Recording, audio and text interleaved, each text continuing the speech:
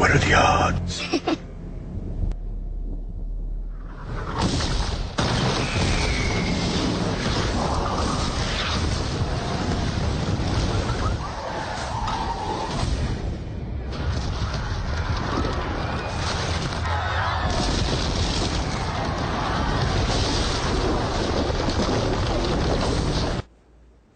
Okay, who's going to have nightmares tonight?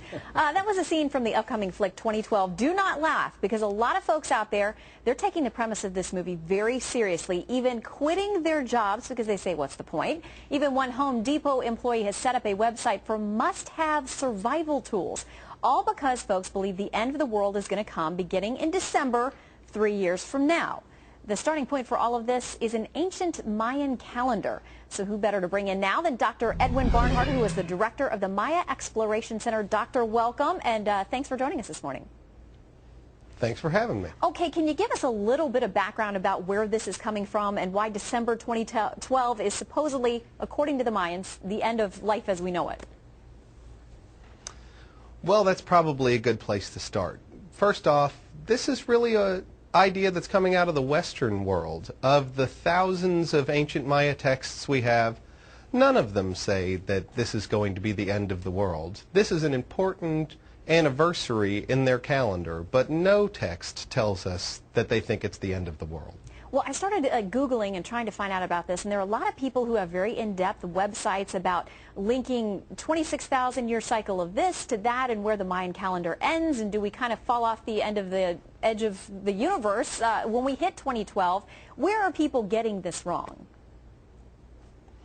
Well, 26,000 years is the time that it takes for the stars to precess a full circle of 360 degrees. 1 degree for every 72 years. It's the backdrop of the stars moving as our Earth wobbles and looks out into space.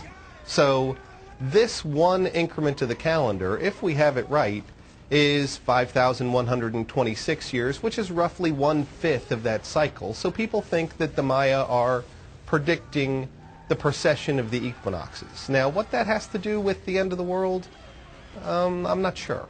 All right, well, it's interesting to note that NASA says in 2012 we could have increased solar flares and sunspots and things that could mess up satellites and some electronics. If that kind of thing starts happening, do you think folks are going to read a little bit too much into it in 2012? Well, certainly a lot of people will think that it's some sort of testimony to the end of the Maya calendar, but I think when NASA says those things, NASA are government-advocated scientists who are mandated to talk about worst-case scenarios, however statistically unlikely they might be. So we've got a whole sun that, yes, could have a solar flare coming off of anywhere in its sphere. The statistical probability that it would actually shoot off in just the right place to hit the Earth is remote. Add to that the fact that it's not going to cook us. It's about solar radiation that, yes, would really disturb our satellite communications, and this might be an apocalypse for teenage girls who can't post to Facebook anymore, but it's really not going to destroy humankind. All right, now you mentioned technology there. We're getting word that there's actually now an iPhone app, apparently, that gives you a countdown clock. So in case you want to wake up every day and turn this on and find out how many days you have left, apparently you can do that with an app. Now, we talked about people who are quitting their jobs, building survivalist modes. Any quick one-sentence warning you would give them about going too far with that?